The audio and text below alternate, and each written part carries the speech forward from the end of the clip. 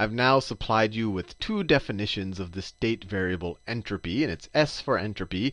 The thermodynamic definition said that the change in entropy is equal to the heat added to a system divided by the temperature at which the heat is added. So if the temperature is changing while we add the heat, which is normally the case, we're going to have to do a little bit of calculus. And then you can view this as the mathematical or the statistical or the combinatorial definition of entropy. And this essentially says that entropy is equal to some constant times the natural log of the number of states a system can take on. And this is this case when all the states are equally probable, which is a pretty good assumption. If you have just a gazillion molecules that could have a gazillion states, you can assume they're all roughly equally likely. There's a slightly more involved definition if they had different probabilities, but we won't worry about that now. So given that we've seen these two definitions, it's a good time to introduce you to the second law of thermodynamics. Second law. And that's this. And it's a pretty simple law, but it explains a whole range of phenomena. It tells us that the change in entropy for the universe, is when any process is undergone, is always greater than or equal to 0. So that tells us that when anything ever happens in the universe, the net effect is that there's more entropy in the universe itself. And this seems very deep, and it actually is. So let's see if we can apply it to see why it explains or why it makes sense relative to some examples. So let's say I have two reservoirs that are in contact with each other. So I have T1, and this is let's call this our hot reservoir. And then I have T2. I'll call this our cold reservoir. Well, we know from experience what happens. If I put a hot cup of water and it's sharing a wall with a cold glass of water or a cold cube of water, what happens? Well, their temperatures equalize. If these are the same substance, we'll end up roughly in between if they're in the same phase. So essentially, we have a transfer of heat from the hotter substance to the colder substance. So we have some heat, Q, that goes from the hotter substance to the colder substance. You don't see, in everyday reality, heat going from a colder substance to a hotter substance. If I put an ice cube in, let's say, some hot tea, you don't see the ice cube getting colder and the hot tea getting hotter. You see them both getting to some equal temperature, which essentially the tea is giving heat to the ice cube. Now, in this situation, they're reservoirs. So I'm assuming that their temperatures stay constant, which would only be the case if they were both infinite, which we know doesn't exist in the real world. In the real world, T1's temperature as it gave heat would go down, and T2 temperature would go up. But let's just see whether the second law of thermodynamics says that this should happen. So what's happening here? If we call what's the net change in entropy for T1? So the second law of thermodynamics says that the change in entropy for the universe is greater than 0. But in this case, that's equal to the change in entropy for T1 plus the change in entropy for, instead of T1, let me call it just 1. For system 1, that's this hot system up here, plus the change in entropy for system 2. So what's the change in entropy for system 1? It loses Q1 at a high temperature. So it loses. So this equals minus the heat given to the system is Q over some hot temperature T1. And then we have the heat being added to the system T2. So plus Q over T2. This is the change in entropy for the system 2, right? This guy loses the heat and is at temperature 1, which is a higher temperature. This guy gains the heat, and it's at a temperature 2, which is a colder temperature. Now, is this going to be greater than 0? Let's think about it a little bit. If I divide, let me rewrite this. So I could rearrange them so that we could write this as Q over T2 minus this one. I'm just rearranging it. Minus Q over T1. Now, which number is bigger, T2 or T1? Well, T1 is bigger, right? This is bigger. Now, if I have a bigger number bigger than this, when I use the word bigger, you have to compare it to something. Now, T1 is bigger than this. We have the same number in the numerator in both cases, right? So if I take, let's say, 1 over let's say 1/2 minus 1/3 we're going to be bigger than 0. This is a larger number than this number because this has a bigger denominator. You're dividing by a larger number. That's a good way to think about it. You're dividing this q by some number here to get something, and then you're subtracting this q divided by a larger number. So this fraction is going to be a smaller absolute number. So this is going to be greater than 0. So that tells us the second law of thermodynamics, it verifies this observation we see in the real world, that the temperature will, or that heat will flow from the hot body to the cold body. Now, you might say, hey, Sal, I have a case that will show you that you are wrong. You could say, look, if I put an air conditioner in a room, let's say this is the room, and this is outside. You'll say, look what the air conditioner does. The room is already cold, and outside is already hot. But what the air conditioner does is it makes the cold even colder, and it makes the hot even hotter. It takes some Q, and it goes in that direction. Right? It takes heat from the cold room and puts it out into the hot air. And you're saying this defies the second law of thermodynamics. You have just disproved it. You deserve a Nobel Prize. And I would say to you, you're forgetting one small fact. One small fact. This air conditioner inside here, it has some type of a compressor, some type of an engine that's actively doing this. It's putting in work to make this happen. And this engine right here, I'll do it like in magenta, it's also expelling some more heat. So let's call that Q of the Q of the engine. Q of the engine. So if you wanted to figure out the total entropy created, total entropy for the universe, it would be the entropy of the cold room. It'd be the entropy of the cold room, plus the change in entropy for outside. I'll call it outside. Maybe I'll call this for the room, right?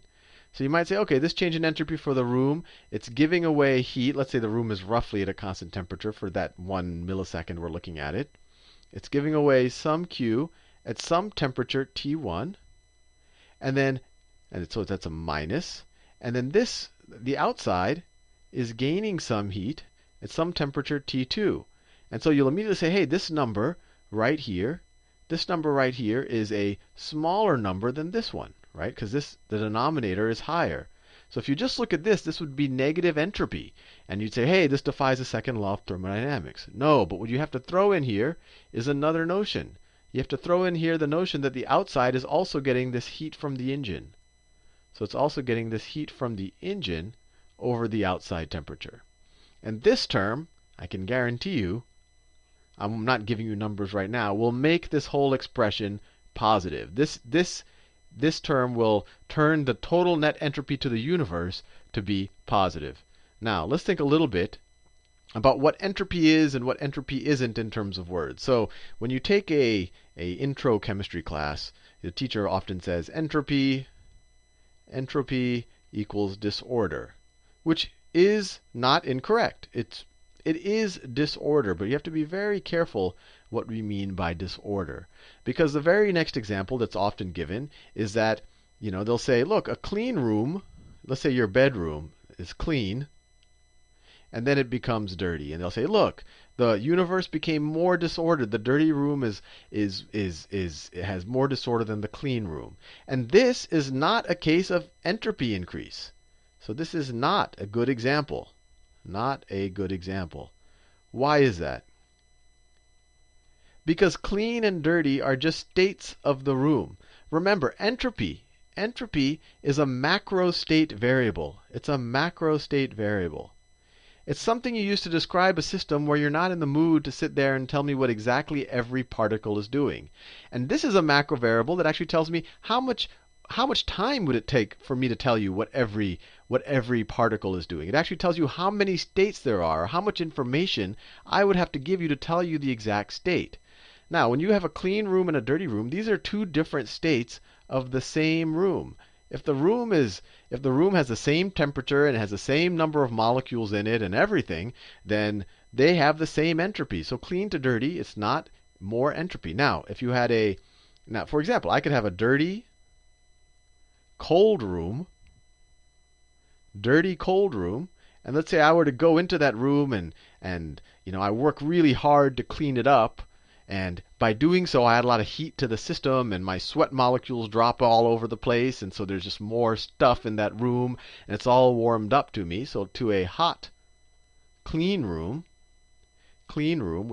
with sweat in it, with sweat. So it's got more stuff in here that can be configured in more ways. And because it's hot, every molecule in the room can take on more states, right? Because the average kinetic energy is up, so they can kind of explore the spaces of how many kinetic energies they can have. There's more potential energies that each molecule can take on. This is actually an increase in entropy from a dirty, cold room to a hot, clean room. And this actually goes well with what we're doing. I mean, when I go into a room and I start cleaning it, I am putting heat into the room, and the universe is becoming more, I guess we could say the entropy is increasing. So where does the term disorder apply? Where does the term disorder apply? Well, let's take a situation where I take a ball. It takes a ball and it falls to the ground, and then it hits the ground. And there should have been a question that you've been asking all the time since the first law of thermodynamics. Once the ball hits the ground, so the ball hits the ground, right? When it got thrown up, it had some potential energy at the top, then that all gets turned into kinetic energy and it hits the ground, and then it stops. And so your obvious question is, what happened to all of that energy? Right? Conservation of energy. Where did all of it go? I had all that kinetic energy right before it hit the ground, and then it stopped. Right? It seems like it disappeared. But it didn't disappear. So when the ball was falling, it had a bunch of everything had a little bit of heat, but let's say, the ground was reasonably ordered.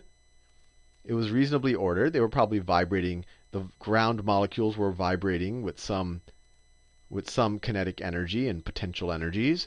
And then our ball molecules were also vibrating a little bit, but most of their motion was downwards. Right? Most of the ball molecules' motion was downwards. Now, when it hits the ground, what happens? Let me see the interface of the ball. So the ball molecules at the front of the ball are going to look like that. And there's a bunch of them. It's a solid. It'll maybe be some type of lattice. And then it hits the ground. And when it hits the ground, so the ground is another solid like that. All right, we're looking at the microstate. What's going to happen? These guys are going to rub up against these guys, and they're going to transfer their what was downward kinetic energy and a very ordered downward kinetic energy. They're going to transfer it to these ground particles, and they're going to bump into the ground particles. And so when this guy bumps into that guy, he might start moving in that direction. This guy will start oscillating in that direction and go back and forth like that. That guy might bounce off of this guy and go in that direction and bump into that guy and go into that direction. And then because that guy bumped here, this guy bumps here. And because this guy bumps here, this guy bumps over there.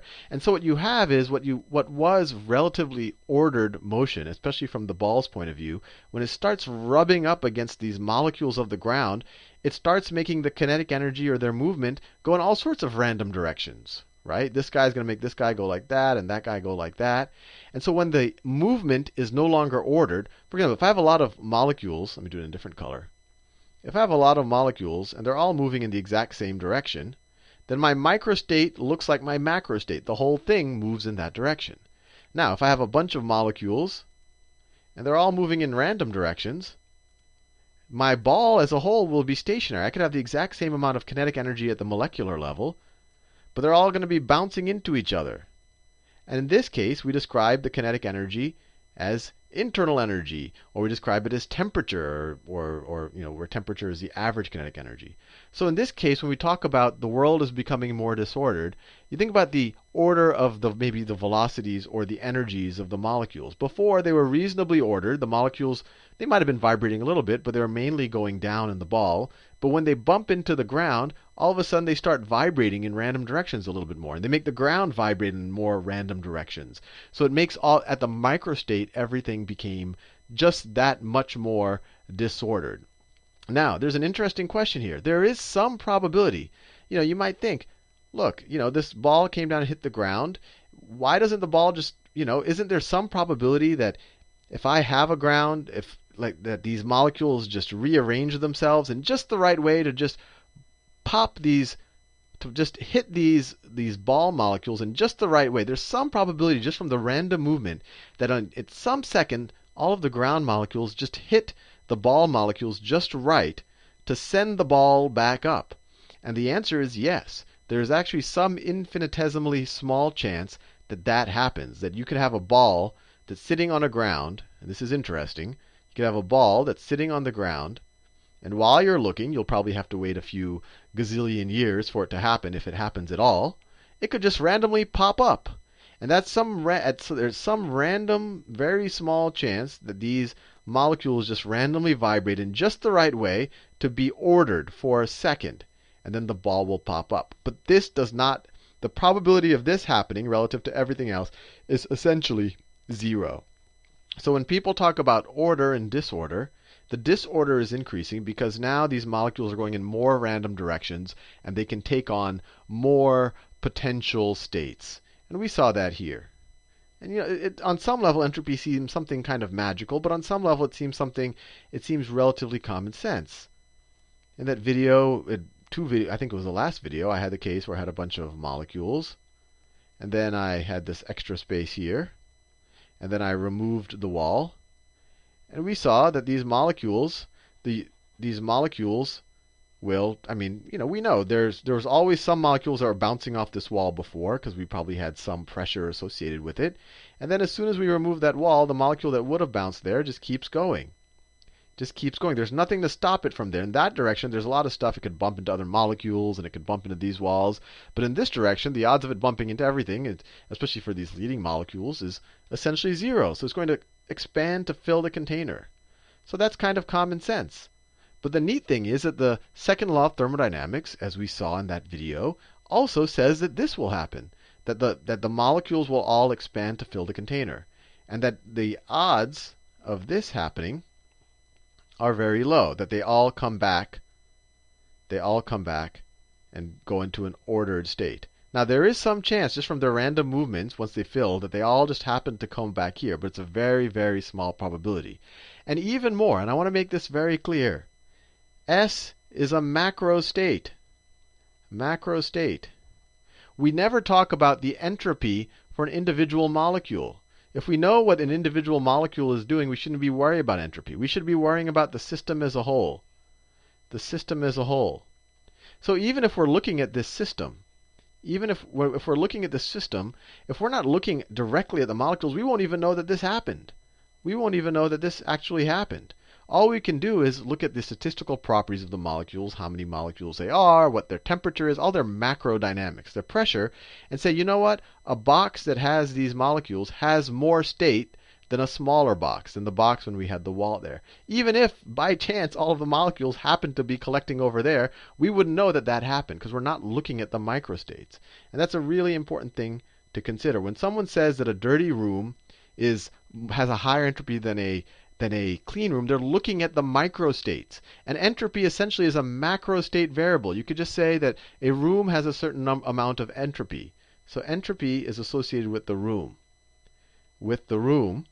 And it's only useful when you really don't know exactly what's going on in the room. You just have a general sense of how much stuff there's in the room, what's the temperature of the room, what's the pressure in the room, just the general macro properties.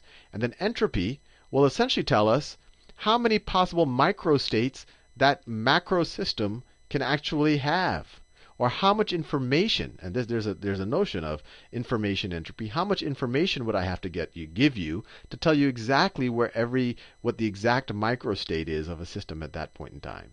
Well, anyway, hopefully you found this discussion a little bit useful and it clears up some misconceptions about entropy and gives you a little bit more intuition about what it actually is. See you in the next video.